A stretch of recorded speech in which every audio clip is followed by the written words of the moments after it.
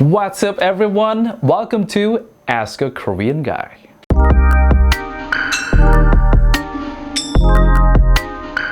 So, Tae, what do you do here in South Korea?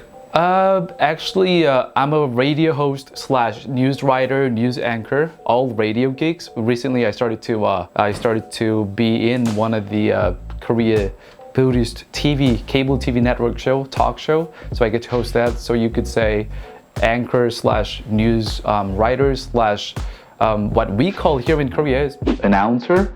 You could probably just guess anchorman. All right, Tae, so some of my subscribers wanted to know a few things. So here is the first question. Hit me. Yes, I am single, and although I'm seeing someone, kind of going to a good relationship, but I'm single, yes. That's growing up in South Korea. And I think it's good that I could, having lived in the States for about 5 years, this is a good question to answer. If I were to pick one word of living in Korea and growing up in Korea, I would say competition. The population density is it's high in Korea. So having to grow up in South Korea is about, you have to put up a lot against classmates. When I was in the elementary school, middle school, high school, at least a class consists of 50 or 55 classmates, and you have to just constantly struggle to be on top of the class if you want to make it to at least a good or decent university. You gotta be like on top 15 of the class, which is a difficult competition. It's tough, yeah. So I would say competition. Girls. Ghosting foreign girls. That's a tricky question. Yes, ghosting foreign girls. I have to imagine myself never having lived abroad.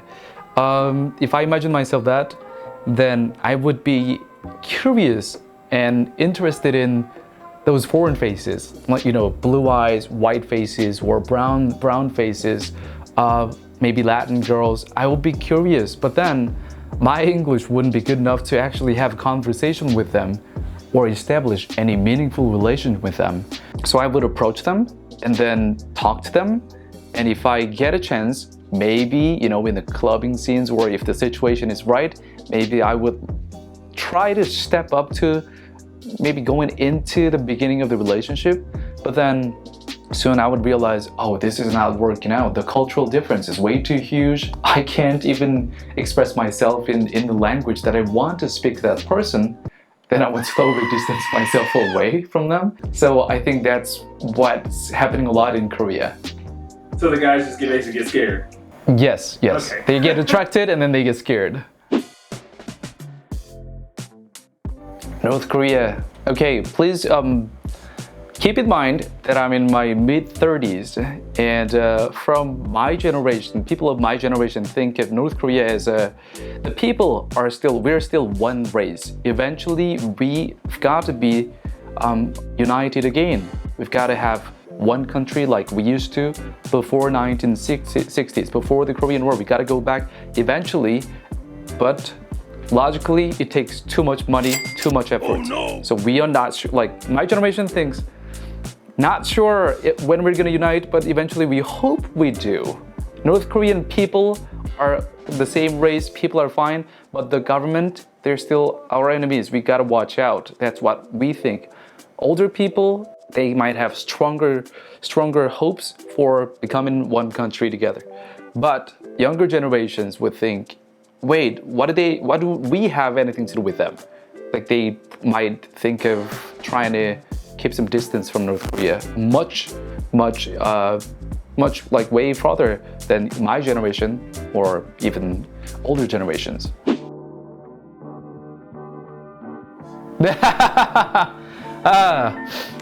This is another tricky question to answer, but do I like black girls?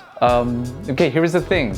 After having spent about 4.5 years in the States, the only ethnicity that I Not the only. I kind of have some experience with maybe like kind of a little bit of the beginning of the relationship with Latin, Chinese, the American, Anglo-Saxon white faces. So the only ethnicity that I haven't dated is actually black girls. And I've always had this desire that I have wanted to date one. It's just, you know, frankly, I mean, you guys are curious. I'm curious. The thing is, something being exotic, something being different always have some charm to draw us into them, while some other people might be scared of the difference, the drastic contrast, the difference. But people like me, and very likely people like you watching this right now, is likely to be drawn to that different race, different culture.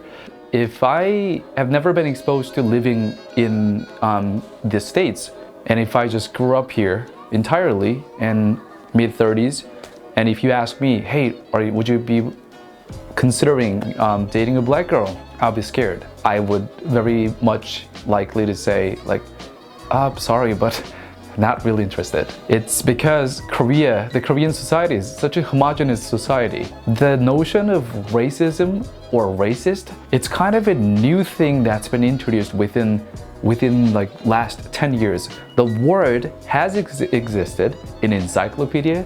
People learn about that in history classes in Korea. However, the word racism or racist really started to come into play with the new influx of foreigners, which happened in the last about 7 years. 7 or 10 years. But we're gonna talk about that in the next video. Tay, thank you so much for coming today. I really appreciate you giving us your time and your honest answers. Thanks so much for having me here, and it was great for me to give you honest answers. And if you really like this video, the next video is coming up soon. So make sure to please like and subscribe this channel, Michael, M-I-K-O-L-E, that is. Again, M-I-K-O-L-E. And then I'll come back in the next video. Until then, you all be cool. Peace.